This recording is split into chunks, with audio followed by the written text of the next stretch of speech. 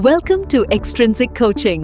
મિત્રો, શું તમે જાણો છો કે 8085 માઇક્રોપ્રોસેસરમાં વેઇટ સ્ટેટસ દાખલ કરવા માટે કયા સિગ્નલનો ઉપયોગ કરવામાં આવે છે? આમાંથી તમારે જે છે આ ઓપ્શનમાંથી એક જવાબ આપવાનો છે. કોમેન્ટ સેક્શનમાં કોમેન્ટ કરીને જણાવવાનું છે, વિડીયોને પોઝ કરવાનો છે અને પછી આગળનો વિડીયો જોવાનો છે.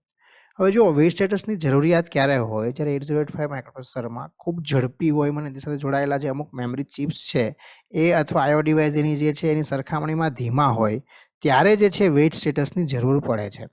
હવે રેડી સિગ્નલ જે છે એનું એક કામ છે, એક રેડી સિગ્નલ આવે એ શું કરે કે બાજુના જે ડિવાઇસ હોય ને ધીમા પાડી દે અને એક વધારાનો ક્લોક સિગ્નલ મોકલી દે.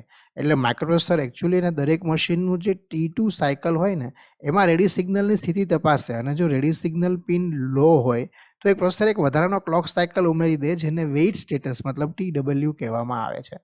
જેમાં ધીમા ડિવાઇસ પોતાનું કાર્ય પૂરું કરવા માટે વધારાનો સમય મળી રહે અને જે ધીમા ડિવાઇસ સાથે સિંક્રોનાઇઝેશન થઈ શકે. હવે જો તમને એક એક્ઝામ્પલ આપીને સમજાવું તો કોઈ ડ્રાઈવર છે એ બહુ ફાસ્ટ ગાડી ચલાવીને, એટલે અહીંયા આપણે પાસે ડ્રાઈવર એટલે 8085 માઇક્રોપ્રોસેસર છે, એ હાઈવે ઉપર જઈ રહ્યો છે અને આગળ ટોલ ટેક્સ આવે છે. તો ટોલ ટેક્સમાં જો સિગ્નલ રેડ હશે, મતલબ જો પેલું જે ટોલ ટેક્સમાં પેલું બેરિયર હોય એ હજી નીચે હોય તો મતલબ રેડી સિગ્નલ લો છે, તો ડ્રાઈવરની ગાડી ધીમી પાડવી જ પડશે.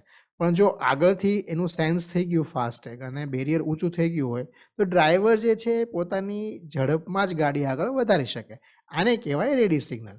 પ્રોસેસર જે છે એ પોતાની વચ્ચે અને જે બીજું ધીમું ડિવાઇસ છે એની વચ્ચે તાલમેલ બેસાડવા માટે રેડી સિગ્નલનો ઉપયોગ કરે છે. તો અહીંયા સાચો જવાબ જે છે એ ઓપ્શન એ રેડી સિગ્નલ છે. આવા જ મજાના ટેકનિકલ સવાલો માટે ચેનલને ફટાફટ સબસ્ક્રાઈબ કરો. આ વિડીયો મિત્રો સાથે શેર કરવાનું ભૂલતા નહીં અને આ વિડીયોને લાઈક જરૂર કરજો મિત્રો. ધન્યવાદ.